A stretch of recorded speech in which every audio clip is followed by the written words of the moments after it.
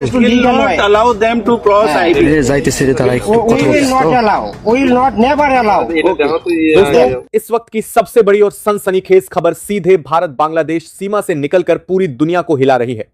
भारत की सुरक्षा से जुड़े एक ऐसे मुद्दे पर अब वैश्विक सियासत का सबसे बड़ा तूफान खड़ा हो गया है, जिसने नई दिल्ली से लेकर संयुक्त राष्ट्र के गलियारों तक हलचल मचा दी है। भारत अपनी सीमाओं को सुरक्षित करने के लिए जिस तार फेंसिंग अभियान को युद्ध स्तर पर आगे बढ़ा रहा था, उसी पर अब अंतर्राष्ट्रीय दबाव बनाने की कोशिशें तेज हो गई हैं। सवाल यह है कि आखिर भारत की सरहदों की सुरक्षा से दुनिया की कुछ ताकतों को इतनी परेशानी क्यों हो रही है? क्या यह सिर्फ मानवाधिकारों का मामला है या फिर इसके पीछे कोई बहुत बड़ा भू राजनीतिक खेल खेला जा रहा है? और अगर भारत ने इस दबाव के सामने झुकने से साफ इनकार कर दिया तो फिर दुनिया की राजनीति में कौन सा नया भूचाल आने वाला है? आज की यह रिपोर्ट आपको उस पूरे चक्रव्यूह के अंदर लेकर जाएगी जिसके तार सीधे वैश्विक शक्ति केंद्रों से जुड़ते हुए दिखाई दे रहे हैं। क्या भारत अपनी सीमाओं की सुरक्षा के लिए किसी भी वैश्विक दबाव के आगे घुटने टेक देगा? आखिर क्यों दुनिया की सबसे बड़ी अंतर्राष्ट्रीय संस्था भारत की सुरक्षा से जुड़ी इस अहम तार फेंसिंग के काम को रोकने के लिए इतनी बेचैन हो उठी है? और सबसे बड़ा सवाल यह है कि अगर नई दिल्ली ने इस वैश्विक मंच के एकतरफा निर्देशों को मानने से साफ इनकार कर दिया तो फिर अंतर्राष्ट्रीय पटल पर भारत के खिलाफ कौन सा बड़ा चक्रव्यूह रचा जा सकता है? दोस्तों, भारत और बांग्लादेश की सीमा पर आखिर जिस बात का सबसे बड़ा डर था वही हुआ। बांग्लादेश इस सीमा विवाद को लेकर सीधे संयुक्त राष्ट्र यानी हमारे सामने मौजूद इस वैश्विक संस्था के दरवाजे पर चला ही गया है। वहां मानवाधिकारों की आड़ में एक ऐसा रोना रोया गया जिससे इस अंतर्राष्ट्रीय संस्था का दोहरा रवैया एक बार फिर पूरी दुनिया के सामने बेनकाब हो गया है। जरा ध्यान से देखिए इस पूरी साजिश को, क्योंकि इस वैश्विक संस्था ने न तो इस बेहद गंभीर और संवेदनशील मुद्दे पर कोई आधिकारिक बैठक बुलाई और न ही इस पर किसी तरह की निष्पक्ष वोटिंग कराई, बल्कि सीधे तौर पर भारत की राष्ट्रीय सुरक्षा से जुड़ी इस बेहद अहम तार फेंसिंग के काम पर तुरंत प्रभाव से रोक लगाने की कोशिशें शुरू कर दी। पर्दे के पीछे बुने जा रहे इस पूरे जाल को अगर हम और आप बारीकी से समझें तो इस पूरे घटनाक्रम के पीछे महाशक्ति अमेरिका का एक बहुत बड़ा हाथ बताया जा रहा है। अगर आप इतिहास के पन्ने पलटेंगे और इस अंतरराष्ट्रीय संस्था के पुराने रिकॉर्ड उठाकर देखेंगे तो आपको यह साफ साफ पता चलेगा कि यह वैश्विक संस्था अक्सर वही रुख अपनाती है जो दुनिया की महाशक्तियां चाहती हैं। यही वह सबसे बड़ी वजह है जिसके कारण प्रधानमंत्री नरेंद्र मोदी ने कई बार अलग अलग अंतरराष्ट्रीय मंचों से खुले तौर पर इसके इस पक्षपातपूर्ण और भेदभाव से भरे रवैये का कड़ा विरोध किया है। लेकिन अपनी सीमाओं को पूरी तरह सुरक्षित करने की इस कूटनीतिक जंग में आज एक बड़ा वैश्विक दबाव भारत के सामने खड़ा किया जा रहा है। अब यहां सबसे बड़ा और गंभीर सवाल यह उठता है कि भारत अब आगे क्या करेगा? क्या नई दिल्ली इस वैश्विक संस्था के ऐसे किसी भी एकतरफा और अनुचित निर्देश के सामने झुक जाएगी या फिर अपनी राष्ट्रीय सुरक्षा को सर्वोपरि रखते हुए सरहद पर कंटीले तारों को लगाने का अपना काम उसी रफ्तार से जारी रखेगी जैसा कल तक होता आया है? सच्चाई तो यह है कि दुनिया की कोई भी बड़ी ताकत दिल से यह कभी नहीं चाहती कि भारत अपने पड़ोसी देशों के साथ चल रहे इन पुराने सीमा विवादों को हमेशा हमेशा के लिए सुलझा ले। वे इस कड़वे सच को बहुत अच्छे से जानते हैं कि हिंदुस्तान को वैश्विक पटल पर उलझा कर रखने का और उसकी आर्थिक तरक्की की रफ्तार को धीमा करने का यही सबसे आसान और पुराना रास्ता है। इसके साथ ही सीमा पार से होने वाली अवैध घुसपैठ का भी अब यही एक आखिरी रास्ता बचा है। अगर हमारा यह पूर्वी रास्ता भी पूरी तरह से सील और सुरक्षित हो गया तो सीमा पार बैठे हुड़दंगियों, तस्करों और गैरकानूनी तत्वों का पूरा तंत्र ही हमेशा के लिए ध्वस्त हो जाएगा। वे इस रास्ते से होने वाली हर तरह की हथियारों और नशीले पदार्थों की तस्करी नहीं कर सकेंगे। वे दोस्तों, जिससे न सिर्फ उन असामाजिक तत्वों का बल्कि उनके पीछे बैठे बड़े बड़े आकाओं का भी दाना पानी पूरी तरह बंद हो जाएगा। आखिर अमेरिका और अन्य वैश्विक ताकतें बांग्लादेश के कंधे पर बंदूक रखकर भारत को इस मोड़ पर क्यों घेरना चाहती हैं? और इस अंतरराष्ट्रीय दबाव के बीच हमारी सुरक्षा एजेंसियों और दिल्ली के गलियारों में इस समय कौन सा बड़ा और अचूक जवाबी प्लान तैयार हो रहा है? और सबसे बड़ा सवाल कि अगर भारत इस वैश्विक संस्था की बात मानने से पूरी तरह इनकार कर देता है तब वैश्विक राजनीति में क्या होगा? आज की इस बेहद खोजी, विस्तृत और रणनीतिक न्यूज रिपोर्ट में हम आपको ग्राउंड जीरो की जमीनी हकीकत से रूबरू कराएंगे और पूरे विस्तार से बताएंगे कि अब भारत के पास क्या क्या दमदार विकल्प मौजूद हैं। अगर आप भी ये दिल से मानते हैं कि हमारे देश की सुरक्षा के आगे किसी भी बाहरी संस्था या विदेशी ताकत का दबाव कोई मायने नहीं रखता तो इस वीडियो को अभी एक लाइक कर दीजिए और नीचे कमेंट बॉक्स में अपनी अटूट देशभक्ति के साथ जय हिंद जरूर लिखिएगा। चलिए अब विस्तार से समझते हैं इस पूरे वैश्विक चक्रव्यूह की इनसाइड स्टोरी को। दोस्तों, अब हमें इस बात की गहराई में जाना होगा कि आखिर अचानक ऐसा क्या हुआ कि इस पूरे मामले में अमेरिका का नाम इतनी तेजी से सामने आने लगा। अगर आप ग्लोबल पॉलिटिक्स यानी वैश्विक राजनीति की बारीकियों पर पैनी नजर रखेंगे तो आपको बहुत आसानी से समझ आ जाएगा कि अंतरराष्ट्रीय मंचों पर कभी भी कोई घटना यूं ही अचानक नहीं होती। हर कदम के पीछे एक बहुत बड़ी स्क्रिप्ट पहले से लिखकर तैयार रखी होती है। आइए इस पूरे खेल की क्रोनोलॉजी को बहुत ही आसान शब्दों में समझते हैं। जैसे ही भारत ने अपनी पूर्वी सीमा पर कंटीले तारों की फेंसिंग का काम तेज किया, वैसे ही कुछ बड़ी पश्चिमी ताकतों के कान खड़े हो गए। यह बात सिर्फ एक देश की सरहद पर कंटीली तार लगाने की नहीं है, बल्कि असली बात है इस पूरे उपमहाद्वीप पर अपना पुराना दबदबा और प्रभाव बनाए रखने की। कुछ पश्चिमी विश्लेषक और रणनीतिकार इस बात को बहुत अच्छी तरह से जानते हैं कि अगर भारत ने अपने इस संवेदनशील हिस्से को पूरी तरह से सील और सुरक्षित कर लिया तो इस पूरे क्षेत्र में किसी भी तरह की बाहरी दखलंदाजी की गुंजाइश हमेशा के लिए खत्म हो जाएगी। यही वह मुख्य कारण है जिसके चलते अंतरराष्ट्रीय गलियारों में अचानक से इस मुद्दे को हवा दी जाने लगी। बिना किसी ठोस कूटनीतिक बातचीत के, बिना दोनों देशों को विश्वास में लिए, सीधे सबसे बड़े वैश्विक मंच का इस्तेमाल करके भारत पर एक मनोवैज्ञानिक दबाव बनाने की कोशिश की गई। लेकिन यह पुरानी रणनीति इस बार काम क्यों नहीं आई? क्योंकि वे शायद ये भूल गए कि ये 1970 या 1999 का पुराना भारत नहीं है जिसे किसी भी अंतरराष्ट्रीय मंच या बंद कमरों से डराया या दबाया जा सके। आज की तारीख में भारत अपनी संप्रभुता और अखंडता से जुड़े फैसले खुद अपनी शर्तों पर लेता है। और जब बात हमारे देश की सीमाओं की रक्षा की हो तो दिल्ली का शीर्ष नेतृत्व किसी भी बाहरी दबाव या निर्देश को स्वीकार करने से साफ मना कर देता है। इस पूरे घटनाक्रम के बाद अब नई दिल्ली के सबसे सुरक्षित और गोपनीय कमरों में एक बहुत बड़ी और उच्च स्तरीय बैठक शुरू हो चुकी है, जहां इस वैश्विक कूटनीतिक घेराबंदी का मुंहतोड़ जवाब देने के लिए एक बेहद कड़ा और अचूक एक्शन प्लान तैयार किया जा रहा है। तो दोस्तों, जब न्यूयॉर्क के बंद कमरों में भारत की सुरक्षा को रोकने की यह अंतरराष्ट्रीय साजिश रची जा रही थी, ठीक उसी समय नई दिल्ली के साउथ ब्लॉक से एक ऐसी खबर निकलकर सामने आई जिसने पूरी दुनिया के बड़े बड़े नीति निर्माताओं को हैरान करके रख दिया। जैसे ही इस एकतरफा निर्देश की भनक दिल्ली के गलियारों को लगी, बिना एक पल की भी देरी किए देश के शीर्ष नेतृत्व की एक बेहद हाई लेवल और गोपनीय आपातकालीन बैठक बुलाई गई। इस बैठक की गंभीरता और इसके महत्व का अंदाजा आप इसी बात से लगा सकते हैं कि इसमें देश के गृह मंत्री अमित शाह, राष्ट्रीय सुरक्षा सलाहकार अजीत डोभाल, विदेश मंत्री एस जयशंकर और रक्षा मंत्री राजनाथ सिंह हैं जैसे देश के सबसे बड़े रणनीतिकार एक साथ एक ही टेबल पर मौजूद थे। सूत्रों से मिली पक्की जानकारी के मुताबिक इस बैठक में विदेशी ताकतों के इस कूटनीतिक दबाव का मुकाबला करने के लिए भारत की जीरो टॉलरेंस यानी शून्य सहनशीलता की नीति पर अंतिम मुहर लगा दी गई। भारत का रुख इस बैठक में पूरी तरह से साफ, स्पष्ट और बेहद कड़ा था। हमारी कूटनीतिक टीम ने सीधे और कड़े शब्दों में यह संदेश अंतरराष्ट्रीय पटल पर भेज दिया कि भारत अपनी संप्रभुता और अपनी सीमाओं की सुरक्षा के मामलों में किसी भी बाहरी संस्था या तीसरे देश के दखल को पूरी तरह से खारिज करता है। सरहद पर तार फेंसिंग का यह काम किसी भी दूसरे देश को नुकसान पहुंचाने या परेशान करने के लिए नहीं, बल्कि भारत के अपने नागरिकों की सुरक्षा सुनिश्चित करने, अवैध घुसपैठ को पूरी तरह रोकने और सीमा पार से होने वाली हर तरह की अवैध गतिविधियों को हमेशा के लिए समाप्त करने के लिए किया जा रहा है। अजीत डोभाल और गृह मंत्रालय के शीर्ष अधिकारियों ने इस आपातकालीन बैठक में ग्राउंड जीरो की सुरक्षा व्यवस्था की व्यापक समीक्षा की और सीमा पर तैनात जांबाज कमांडरों को बेहद स्पष्ट निर्देश जारी कर दिए।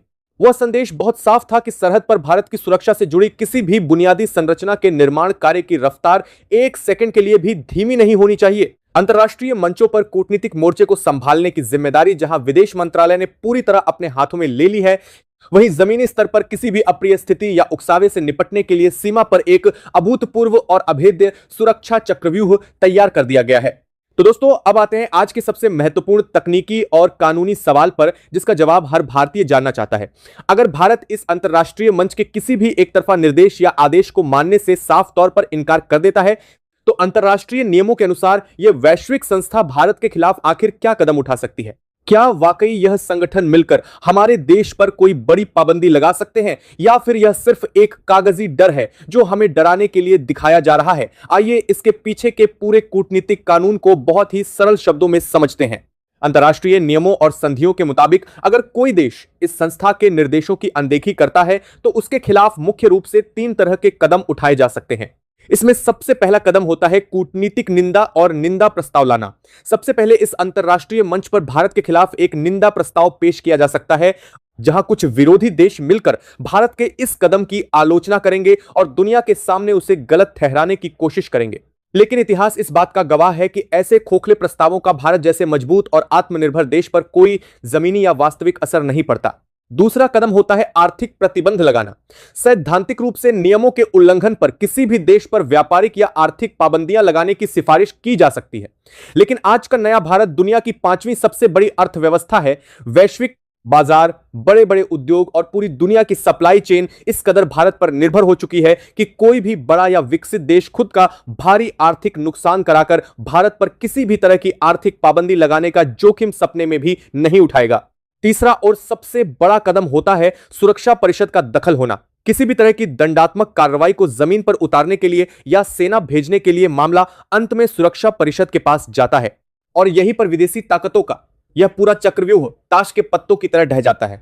सुरक्षा परिषद में किसी भी बड़े एक्शन या कार्रवाई के लिए 5 स्थायी सदस्यों की आपसी सहमति बेहद जरूरी होती है। भारत के पास कूटनीतिक मोर्चे पर रूस और फ्रांस जैसे बेहद पुराने और मजबूत मित्र देशों का साथ हमेशा रहा है। अगर कोई भी भारत विरोधी देश हमारे खिलाफ सुरक्षा परिषद में कोई प्रस्ताव पास कराने की नापाक कोशिश करता भी है तो भारत के मित्र देश तुरंत अपनी विशेष वीटो पावर का इस्तेमाल करके उस प्रस्ताव को वहीं के वहीं खारिज कर देंगे, उसे पूरी तरह मटियामेट कर देंगे। यानी साफ और सीधे शब्दों में कहें तो अंतरराष्ट्रीय नियमों की आड़ में भी भारत का बाल भी बांका नहीं किया जा सकता। यह वैश्विक संस्था केवल उन्हीं देशों पर अपना हुक्म चला सकती है जो आर्थिक, राजनीतिक या सैन्य रूप से बेहद कमजोर और दूसरों पर निर्भर होते हैं। आज का आत्मनिर्भर और मजबूत भारत अपनी राष्ट्रीय सुरक्षा के फैसलों को किसी भी अंतरराष्ट्रीय दबाव के तहत बदलने वाला बिल्कुल नहीं है।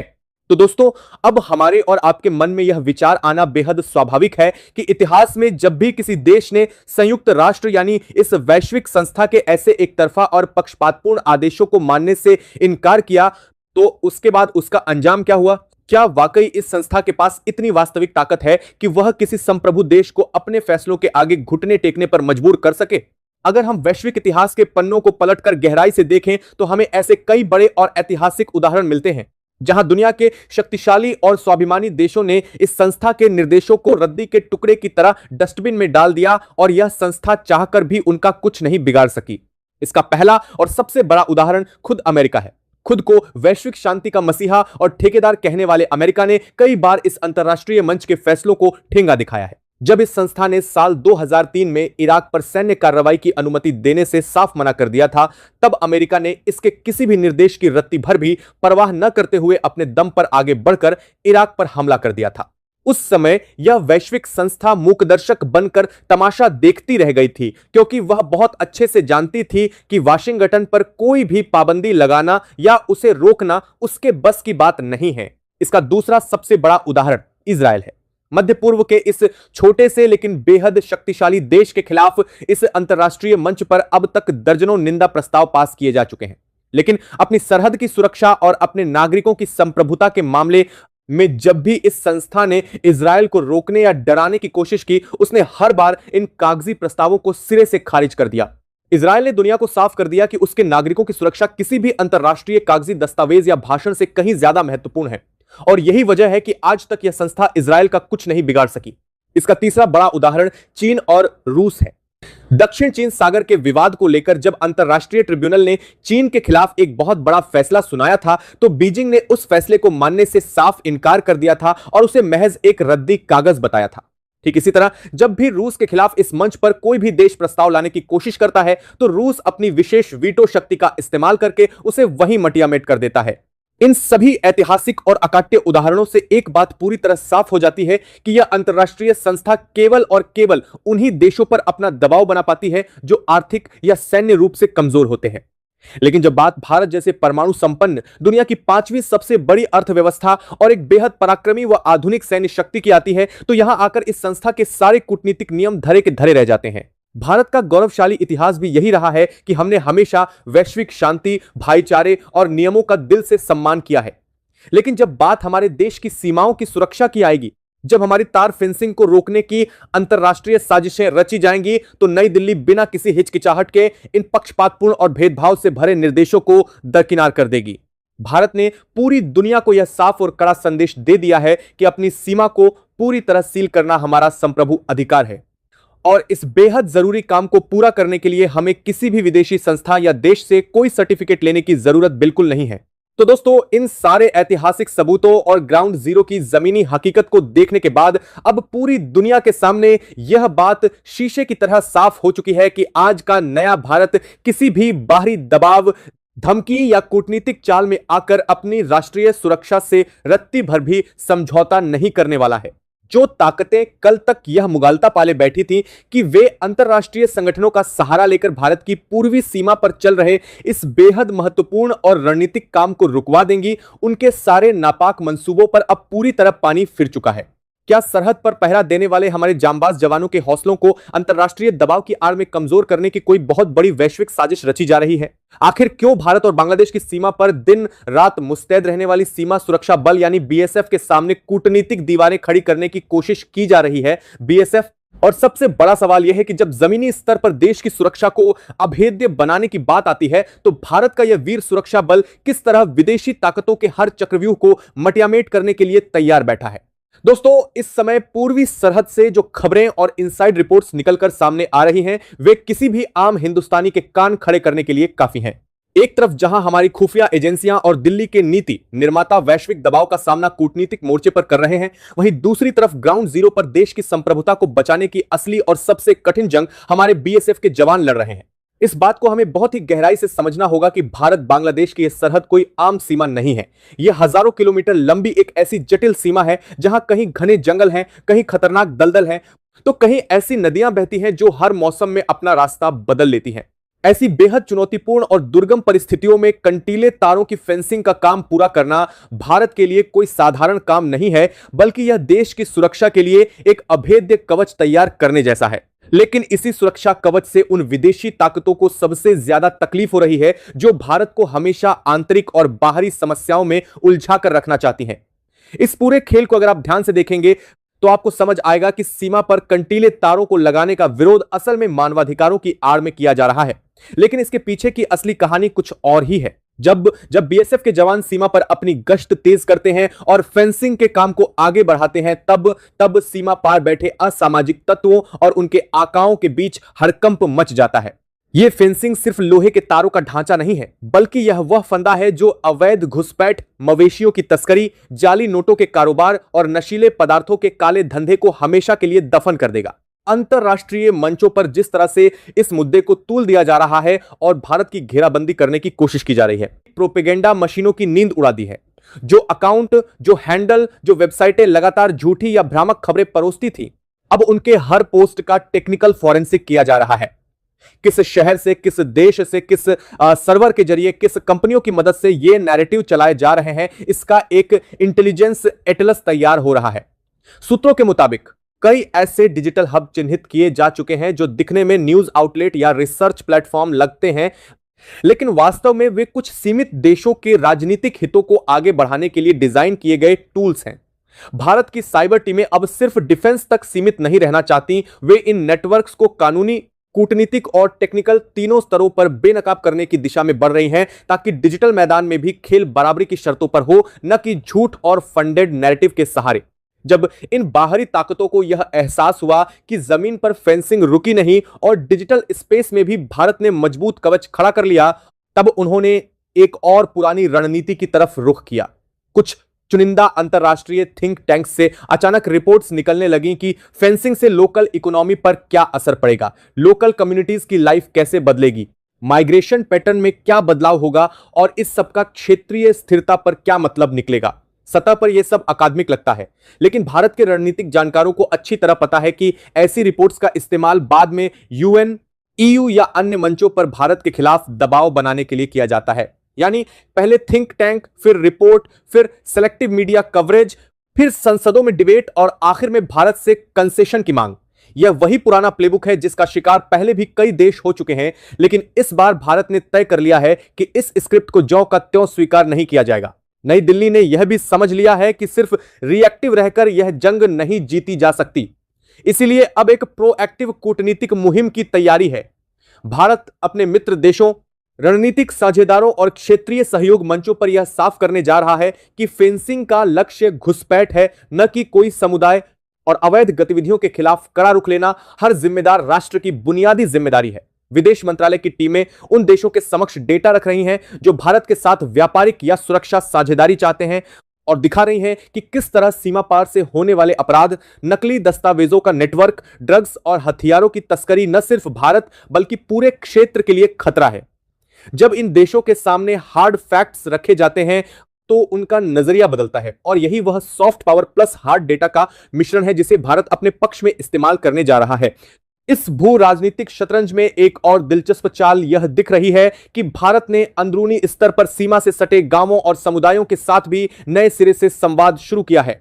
सीमावर्ती इलाकों के लोग किसी भी फेंसिंग प्रोजेक्ट के सबसे बड़े प्रत्यक्ष हितधारक होते हैं।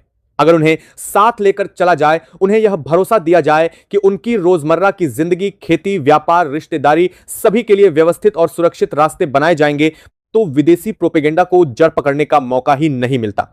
गृह मंत्रालय के समन्वय से सीमा से जुड़े राज्यों की सरकारें और प्रशासनिक तंत्र यह सुनिश्चित करने में लगे हैं कि लोकल लोगों की चिंता सुनी जाए, वैध जरूरतों के समाधान खोजे जाएं और अवैध गतिविधियों के लिए अब तक इस्तेमाल हो रहे रास्तों को बंद कर दिया जाए। जब बॉर्डर के गांव खुद कहने लगे कि हमें सुरक्षित फेंसिंग चाहिए, तब किसी भी अंतर्राष्ट्रीय मंच के लिए यह कहना मुश्किल हो जाता है कि भारत जनता के खिलाफ काम कर रहा है। लेकिन क्या विदेशी दबाव यहां रुक गया है? बिल्कुल नहीं।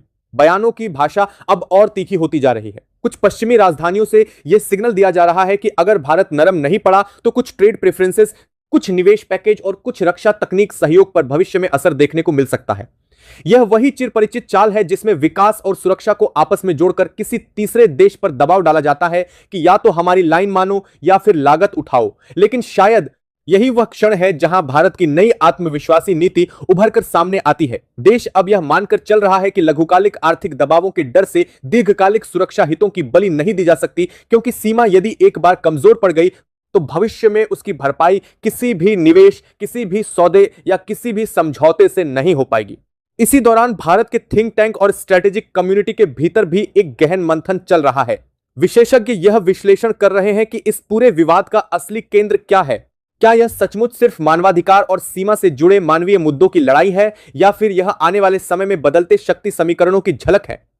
एक बड़ा वर्ग मानता है कि जैसे जैसे भारत आर्थिक और सामरिक दोनों मोर्चों पर मजबूत हो रहा है, वैसे वैसे पुराने वैश्विक पावर सेंटर्स को डर है कि यह देश अगर अपनी सीमाओं को पूरी तरह सुरक्षित कर लेगा, अपने आसपास के क्षेत्र को स्थिर कर लेगा और अपनी संप्रभु नीतियों पर अडिग रहेगा, तो वो किसी भी तरह के इनडायरेक्ट कंट्रोल से बाहर निकल आएगा। और इसलिए जहां भी मौका मिलता है वहां एक नैरेटिव यह गढ़ा जाता है कि भारत की कुछ नीतियां चिंताजनक, कठोर या अस्थिर करने वाली हैं, ताकि उसे लगातार डिफेंसिव मोड में रखा जा सके। इस सबसे पहले आप नई दिल्ली ने इस मनोवैज्ञानिक लड़ाई को भी बारीकी से पकड़ लिया है। यही वजह है कि आधिकारिक बयानों में अब ज्यादा झिझक नहीं दिखती। भारत खुलकर यह कह रहा है कि वह वैश्विक मंचों का सम्मान करता है, सहयोग को महत्व देता है, लेकिन नई दिल्ली ने भारत दोनों का सम्मान करता है इसके पासान से। लेकिन किसी भी मंच को यह अधिकार नहीं दिया जा सकता कि वह भारतीय सीमाओं की सुरक्षा पर वीटो लगा दे। इस तरह की साफगोई कुछ देशों को असहज कर सकती है, लेकिन यही वह टोन है जिसने दुनिया को यह संदेश दे दिया है कि भारत अब सिर्फ रिस्पॉन्डिंग नेशन नहीं बल्कि डिसाइडिंग नेशन बनना चाहता है, जो अपने हितों का एजेंडा खुद सेट करेगा और अपनी सुरक्षा के सवाल पर आखिरी फैसला भी खुद ही करेगा। जमीनी स्तर पर स्मार्ट फेंसिंग का काम जिस गति से आगे बढ़ाया जा रहा है वह भी अपने आप में एक संदेश है। अब यह सिर्फ तार और खंभों का मामला नहीं रहा, बल्कि इसमें सेंसर, नाइट विजन, ड्रोन निगरानी, डेटा एनालिटिक्स और रियल टाइम अलर्ट सिस्टम्स को जोड़ा जा रहा है। इसका मतलब यह है कि बॉर्डर सिर्फ फिजिकल बैरियर नहीं बल्कि एक इंटेलिजेंट सिक्योरिटी ग्रिड में बदल रहा है। ऐसे में सीमा पार बैठे हुए तमाम तत्व जो अभी तक ढीली निगरानी का फायदा उठाकर घुसपैठ, तस्करी या नेटवर्किंग करते थे, उन्हें समझ आ रहा है कि आने वाले दिनों में उनके लिए जमीन और आसमान दोनों सिकुड़ने वाले हैं। यही वजह है कि उनके आका जो विदेशों में बैठकर फंडिंग, शेल कंपनियों और फ्रंट ऑर्गेनाइजेशनों के जरिए यह सब ऑपरेशन चलाते रहे हैं, अब हड़बड़ाहट में अंतरराष्ट्रीय नैरेटिव्स का सहारा ले रहे हैं ताकि फेंसिंग की रफ्तार को किसी तरह धीमा कराया जा सके। लेकिन भारतीय सुरक्षा एजेंसियों की बॉडी लैंग्वेज कुछ और ही कहानी सुना रही है। अंदर से मिलने वाले संकेत बताते हैं कि इस पूरे विवाद ने दरअसल उनके हौसले को और मजबूत कर दिया है। वे मानकर चल रहे हैं कि अगर इतना बड़ा विरोध, इतना बड़ा प्रोपेगेंडा और इतनी तीखी कूटनीतिक भाषा सिर्फ एक फेंसिंग प्रोजेक्ट के लिए सामने आ रही है, तो इसका मतलब यही है कि यह प्रोजेक्ट सचमुच उन लोगों को चोट पहुंचा रहा है जिनका पूरा कारोबार ही सीमा की कमजोरी पर टिका था। यही वह नैतिक बल है जो जवानों को यह भरोसा देता है कि जो काम वे कर रहे हैं वह सिर्फ एक निर्माण नहीं बल्कि दशकों से चल रहे अपराध तंत्र की रीढ़ तोड़ने की दिशा में उठाया गया निर्णायक कदम है। एक और दिलचस्प पहलू यह है कि इस पूरे घटनाक्रम ने भारत के भीतर आम नागरिकों को भी भू राजनीति और कूटनीति के इस जटिल खेल के प्रति ज्यादा सजग कर दिया है। पहले अक्सर लोग सोचते थे कि सीमा का मतलब बस कोई दूर इलाका है जहां फौज और सुरक्षा बल तैनात होते हैं, लेकिन अब वे समझ रहे हैं कि सीमा की मजबूती का सीधा संबंध उनकी अपनी रोजमर्रा की सुरक्षा, अर्थव्यवस्था और सामाजिक स्थिरता से है। यही कारण है कि सोशल मीडिया पर, ग्राउंड पर, विभिन्न मंचों पर आम लोग खुलकर यह कह रहे हैं कि अगर सीमा पर कठोर कदम उठाने पड़े, अगर अवैध घुसपैठ पर लोहे की दीवार खड़ी करनी पड़े तो यह करना जरूरी है, चाहे इसके लिए अंतर्राष्ट्रीय हलकों की कितनी ही आलोचना क्यों न झेलनी पड़े। यह जनसमर्थन किसी भी लोकतांत्रिक सरकार के लिए सबसे बड़ी ताकत होता है और भारत की नेतृत्व पंक्ति को यह भली भांति समझ आ चुका है। इसी के साथ साथ भारतीय विदेश नीति भी एक सूक्ष्म परंतु निर्णायक मोड़ पर खड़ी दिख रही है। जो देश भारत पर दबाव बनाने की कोशिश कर रहे हैं उनके साथ डायलॉग के दरवाजे बंद नहीं होंगे। इन बातचीत की टेबल पर अब भारत की भाषा पहले से कहीं ज्यादा आत्मविश्वासी होगी। वह देशों से साफ पूछेगा कि क्या वे खुद अपनी सीमा पर अवैध घुसपैठ की इजाजत देंगे, क्या वे अपने नागरिकों की जान जोखिम में डालकर केवल किसी अंतरराष्ट्रीय मंच को खुश रखने का काम करेंगे, और क्या वे यह मानते हैं कि किसी संप्रभु देश की सीमा सुरक्षा पर बाहरी हस्तक्षेप न्याय संगत है। ऐसे सवालों के सामने किसी भी देश के लिए दोहरे मापदंड छिपाना आसान नहीं होता और यही वह रणनीतिक संवाद है जो धीरे धीरे भारत के पक्ष में माहौल को बदल सकता है। अब सबसे बड़ा सवाल भविष्य को लेकर है। जब यह अत्याधुनिक स्मार्ट फेंसिंग अपनी पूरी क्षमता के साथ काम करना शुरू करेगी, जब डिजिटल और ग्राउंड दोनों लेवल पर निगरानी सिस्टम्स एक दूसरे के साथ समन्वय में आने लगेंगे, जब अत्याधुनिक स्मार्ट फेंसिंग अपनी, तब सीमा पार बैठे नेटवर्क्स के पास कितना स्पेस बचेगा यह देखने वाली बात होगी।